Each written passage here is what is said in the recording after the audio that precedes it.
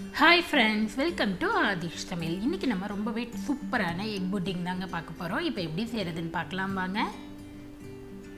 இப்போ egg pudding செய்கிறதுக்கு நம்ம ஃபஸ்ட்டு சுகர் கேரமலைஸ் பண்ணிடலாங்க. அதுக்கு இங்கே ஒரு வானல் வச்சுருக்கேன். இதில் வந்து ஒரு 5லேருந்து 6 ஸ்பூன் அளவு சர்க்கரை எடுத்து வச்சுருக்கேன். இதை சேர்த்துக்கலாங்க.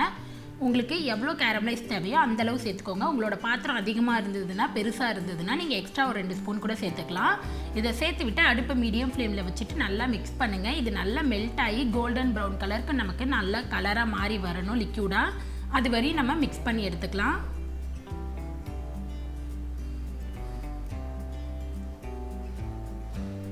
இப்போ பாருங்கள், நமக்கு வந்து சுகர் வந்து நல்லா மெல்ட் ஆகி கலர் சேஞ்ச் ஆகிடுச்சு. இந்த மாதிரி நல்லா கலர் சேஞ்ச் ஆகணும். ரொம்ப ஓவராக கலர் சேஞ்ச் ஆக விட்டுறாதீங்க. அப்புறம் நமக்கு வந்து சுகர் வந்து கசக்க ஆரம்பிச்சிடும். ஸோ கலர் வந்து கொஞ்சம் பார்த்து இதுன்னுக்கோங்க. இந்த மாதிரி இருந்தால் போதும். இன்னும் லைட் கலர் வந்து சேஞ்ச் ஆகலாம், அதுக்கு மேலே தேவையில்லை. இப்போ இது வந்து நான் இந்த பாத்திரத்தில் ஒரு மாற்றிக்கிறேன். நீங்கள் எந்த பாத்திரத்தில் புட்டிங் செய்ய போகிறீங்களோ அந்த வானலில் உடனே மாற்றிக்கோங்க. இல்லைனா சுகர் வந்து உடனே செட் ஆகிடும். சேர்த்து விட்டு இந்த மாதிரி நல்லா சுற்றி விட்டுருங்க. கீழே வந்து உடனே அது ஒரு 5 செகண்ட்லேயே செட் ஆகிடும். ரொம்ப நேரம் விட்டுறாதீங்க. இப்போ நம்ம வந்து பாத்திரம் ரெடி பண்ணியாச்சு. இதுக்கு மேலே புட்டிங்க்கு தேவையான பொருட்கள் எல்லாம் ரெடி பண்ணிடலாம். பாத்திரம் இந்த மாதிரி நல்லா அகலமாக நல்லா ஒரே ஷேப்பாக இருக்கிற ரவுண்டாக இருக்கிற பாத்திரமாக எடுத்துக்கோங்க. இல்லைன்னா ஸ்கொயராக இருக்கிறதா எடுத்துக்கோங்க. வளைவுகள் எதுவும் இல்லாத மாதிரி எடுத்துக்கோங்க. இப்போ புட்டிங் செய்கிறதுக்கு இங்கே ஒரு பவுல் வச்சுருக்கேன். இதில் வந்து 1 கப் அளவு பால் சேர்த்துக்கலாங்க. இது வந்து கை பொறுக்கிற சூட்டில் இருக்கிறது பால். இதை சேர்த்துக்கலாம். இது வந்து 250 ml. உங்களுக்கு எவ்வளோ தேவையோ அந்த அளவு நீங்கள் மாற்றிக்கலாம். பால் வந்து கை பொறுக்கிற சூடு இருக்கணுங்க. ரொம்ப சூடாகவும் இருக்கக்கூடாது, ரொம்ப சில்லுன்னு இருக்கக்கூடாது. இதோட ஸ்வீட்டுக்கு தேவையான அளவு சர்க்கரை சேர்த்துக்கலாம். நாங்கள் வந்து ஒரு 5 ஸ்பூன் அளவு சர்க்கரை சேர்த்துக்கிறேன். உங்களுக்கு ஸ்வீட் எக்ஸ்ட்ரா வேணும்னா எக்ஸ்ட்ரா 2 ஸ்பூன் சேர்த்துக்கலாம். இல்லை கம்மியாக இருந்தால் போதும் அப்படின்னா நீங்கள் வந்து எக்ஸ்ட்ரா கம்மியாக 2 ஸ்பூன் சேர்த்துக்கலாம். இது வந்து மீடியமான அளவாக இருக்குங்க. இப்போ இதை சேர்த்து விட்டு ஒரு விஸ்க் வச்சு நல்லா மிக்ஸ் பண்ணி விட்டுருங்க. அந்த சூட்டில் அந்த சர்க்கரை எல்லாம் நல்லா கரையணும். அந்த மாதிரி நல்லா மிக்ஸ் பண்ணி விட்டுருங்க.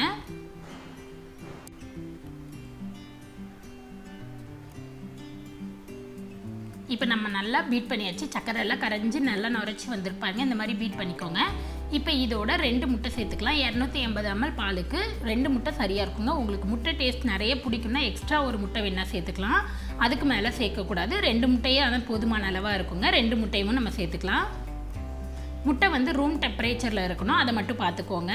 ஃப்ரிட்ஜில் வச்சுருந்தீங்கன்னா ஒரு 4 மணி நேரம் முன்னாடியே வெளியில் வச்சுருங்க.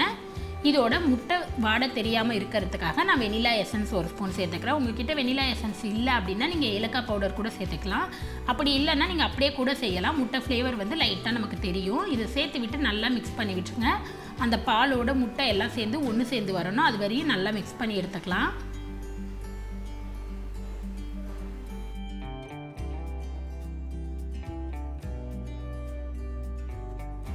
இப்போ நம்ம எல்லாம் சேர்த்து நல்லா மிக்ஸ் பண்ணியாச்சு. இதை ஸ்ட்ரெயின் பண்ணிக்கலாம். அதுக்கு இங்கே ஒரு பாத்திரம் வச்சுருக்கேன். இதில் வந்து நம்ம ஸ்ட்ரெயின் பண்ணி எடுத்துக்கலாங்க. இந்த மாதிரி ஜூஸ் ஃபில்டர் இல்லைன்னா எதுலையாவது டீ வடிகட்டுறதுல வச்சு நல்லா ஃபில்டர் பண்ணிக்கோங்க. அப்போ தான் அதில் நமக்கு ஏதாவது தூசு இல்லை சர்க்கரை ஏதாவது இருந்ததுன்னா நமக்கு ஸ்ட்ரெயின் ஆகி வந்துடும். இப்போ நம்ம நல்லா ஸ்ட்ரெயின் பண்ணிட்டோம். இப்போ இதை வந்து நம்ம பேக் பண்ண ஆரம்பிச்சிடலாம்.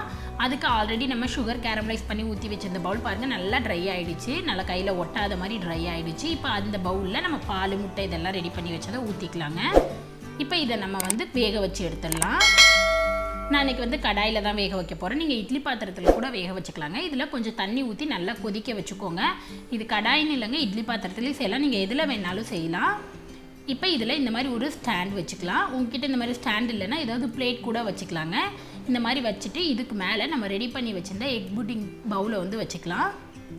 இதை வச்சுட்டு இதை போட்டு கண்டிப்பாக மூடணுங்க. இல்லைன்னா நமக்கு அது மூடி வைக்கும்போது அதோட வேகிற ஆவி தண்ணி வந்து உள்ளே இறங்கி நமக்கு புட்டிங் வந்து குழகுழப்பாயிடும். ஸோ இதுக்கு மேலேயும் ஒரு பிளேட் கண்டிப்பாக நம்ம வைக்கணும். இதையும் நல்லா மூடிட்டு இதுக்கு மேலே ஒரு பிளேட் போட்டு மூடிடலாம். இதை வந்து மீடியம் ஃப்ளேமில் ஒரு 20 நிமிஷத்துலேருந்து 25 நிமிஷம் வரையும் வேக வச்சிடலாங்க. அதுக்குள்ளே நமக்கு வெந்துடும். ஒரு 20 நிமிஷத்துக்கு அப்புறம் பார்க்கலாம். இப்போ எனக்கு இங்கே கரெக்டாக ஒரு 25 மினிட்ஸ் ஆச்சுங்க. நம்ம ஓப்பன் பண்ணி பார்க்கலாம். இந்த பிளேட்டையும் எடுத்துகிட்டு பாருங்கள். நமக்கு வந்து பார்த்தாலே தெரியும் புட்டிங் வந்து நல்லா வெந்திருக்கா இல்லையான்னு. நீங்கள் ஒரு நைஃப் வச்சு குத்தி பார்க்கலாம், இல்லை கையால் வந்து தொட்டு பார்க்கலாம். உங்களுக்கு கையில் தொட்டு பார்த்திங்கன்னா அது வெந்திருக்கா இல்லையான்னு தெரியும். அப்படி இல்லை அப்படின்னா ஒரு நைஃப் வச்சு குத்தி பாருங்கள். உங்களுக்கு இந்த கத்தியில் ஒட்டாத வந்துச்சுன்னா வெந்துருச்சுன்னு அர்த்தம்.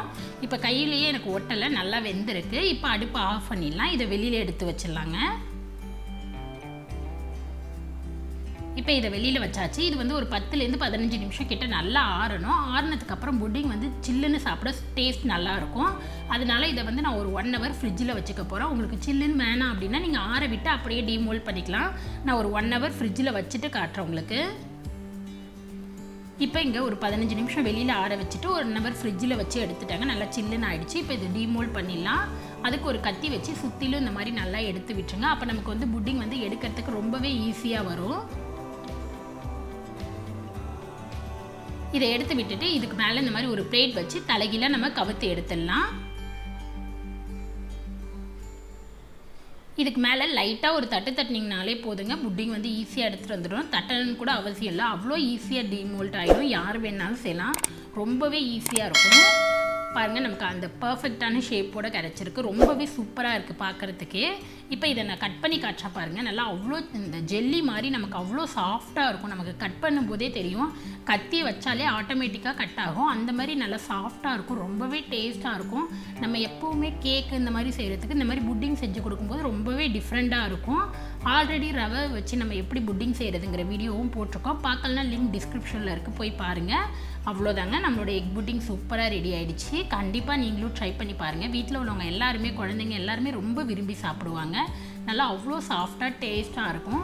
ட்ரை பண்ணி பார்த்துட்டு எப்படி இருந்ததுன்னு கமெண்ட்டில் சொல்லுங்கள். மறக்காமல் சப்ஸ்கிரைப் பண்ணுங்கள். கூடவே இருக்கிற பெல் பட்டனை ப்ரெஸ் பண்ணுங்கள். அப்போ தான் நான் எப்போ வீடியோ போட்டாலும் உங்களுக்கு நோட்டிஃபிகேஷன் வரும்.